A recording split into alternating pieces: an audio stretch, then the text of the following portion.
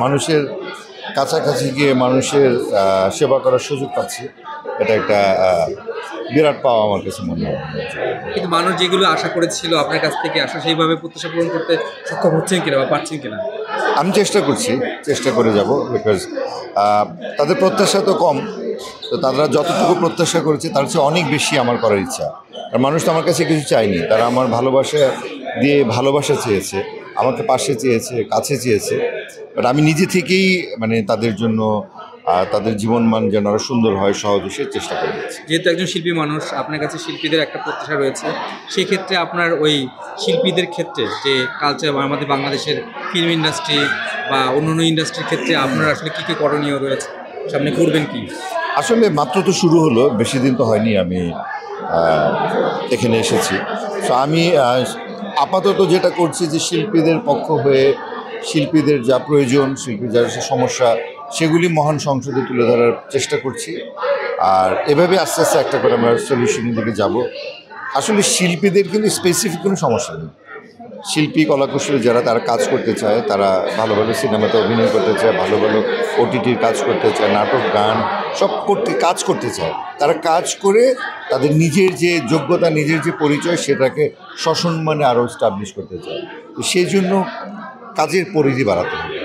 সেটাই হচ্ছে গিয়ে সার্বিক চাওয়া, যে এখানে একক কোনো সমস্যা নেই যে এই সমস্যাটা সমাধান করলে শিল্পীরা সব ঠিক হয়ে যাবে।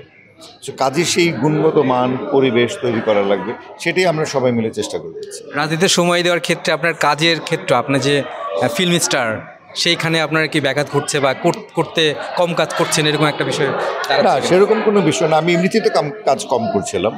আমি গত কয়েক বছর ধরে বছর একটা দুটোই কাজ করছি, বিকজ অনেক লম্বা সময় তো কাজ করেছি। আর আমি বারবার যে একটা কথা বলছি, আমি যেহেতু নায়ক ছাড়া অন্য কোনো চরিত্রে কাজ করব না, আমি আজীবন যেহেতু নায়ক হয়েই থাকতে চাই, সেই জন্য তো আমার কাজের পরিধিটা কমে এসছে, সংকুচিত হয়ে এসছে। আমাকে বেস করে আমাকে নিয়ে সেরকম গল্প যারা করবে, সেরকম যে একটা সিনেমা আমি করবো। আর বাকি তো অনেক করেছি, সেগুলো এখনও চলবে, আছি সারাক্ষণ তো মানুষের সামনেই আছি। আর এতদিন পর্দার সাথে যোগাযোগ ছিল, এখন তো বাস্তবের যোগাযোগ। সেক্ষেত্রে আমার কাছে মনে হয় মানুষের প্রত্যাশা জায়গাতেই আছে। সাংবাদিক বন্ধু আপনি, কিন্তু মাঝখানে এফডিসিতে সাংবাদিকের সাথে ফিল্মের অনেক একটা সমস্যা হয়েছিল, এই বিষয়টা আসলে আপনার কি এটা কি আসলে দরকার ছিল, বা এটাকে আসলে কতটা?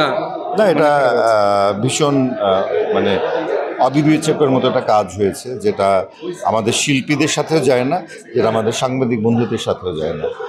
দুটোই আমার কাছে মনে হয়েছে, দুই আচরণবিধিতে যারা এর সাথে সম্পৃক্ত, কেউই সঠিক কাজ করেনি। সাংবাদিকরাও সাংবাদিকদের দিক থেকে যতটুকু শুরু করেছিল, তারপর শিল্পীর এসে যতটুকু অন্যায়, তো পুরো ব্যাপারটা মিলে এটা একটা ডেফিনেটলি খুব বড় ধরনের অন্যায় হয়েছে। ভবিষ্যতের জন্য এরকম আর কিছু না হয়। আপাতত হয়তো যতদূর আমি শুনেছি যে তারা একটা সমাধানে এসেছে, বাট ইন ফিউচার এরকম কিছু আমি কারোর কাছ থেকে আশা করব না। কারণ যারা এর সাথে জড়িত তাদের ঠিক শিল্পীও বলা যাবে না, আবার যারা সাংবাদিকরা যারা এরকম আচরণ করে তাদেরকে আমি সাংবাদিকও বলবো না।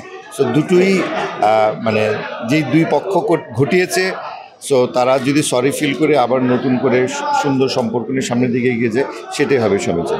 রাজনীতিবিদ হিসেবে সামনে আর কি পরিকল্পনা রয়েছে যেগুলো আপনি সামনে বাস্তবায়ন করবেন? সেগুলো বলবো সামনে আস্তে আস্তে একটা একটা করে বলবো, এখনই সব বলে দিলে কি হবে?